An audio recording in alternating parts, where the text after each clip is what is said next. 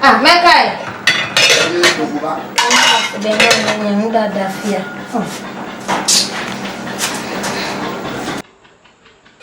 Koko.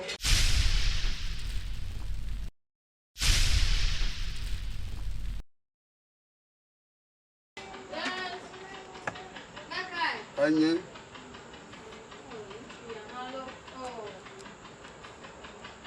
Anya gbe koe la. Fo na ma. Nka da ma la. Ela. Magbonya ya la. Magbonya ya benadi. Oh, tobio. Apene mi. Ejiba wo apene mi.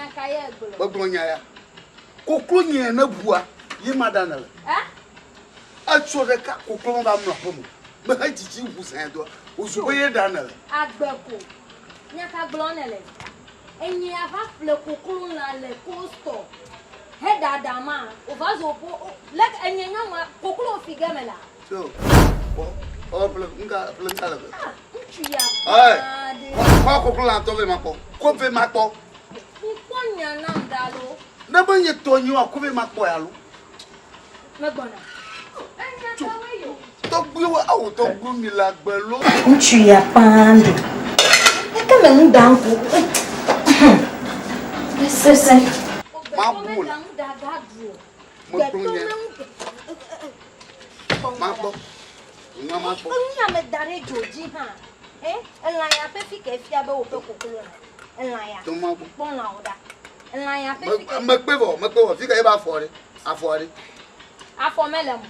Doka ibo domo nwore. Leke dome una no me be me ple nwa le cold store. Fi o na fafa jiram le fridge ma.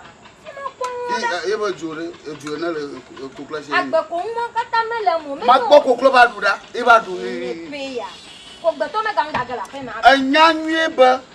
Anyanwe ba me yelega. Ita ada fora. Ada tomo nwura. Ibo ju ha dira. Iba du ha. Ado kata dari. Allo? Leke me ngo dege ha. Leke me ngo dege. Enye nwa leke me kokoro fige be me yi dada fe. Ade ngo kata dale me. Ngo ha le gbagbodo. Do nwa nka wa nele. Ma po ya allo? Nwa me ku evoa. Fika ga po nele ne nwa. Malo. Aye malo. Ko yi me wona. Malo. Awa. Enya le kamera. Banya wi chuga malo. Malo. Aye. Madaje kle ya teti.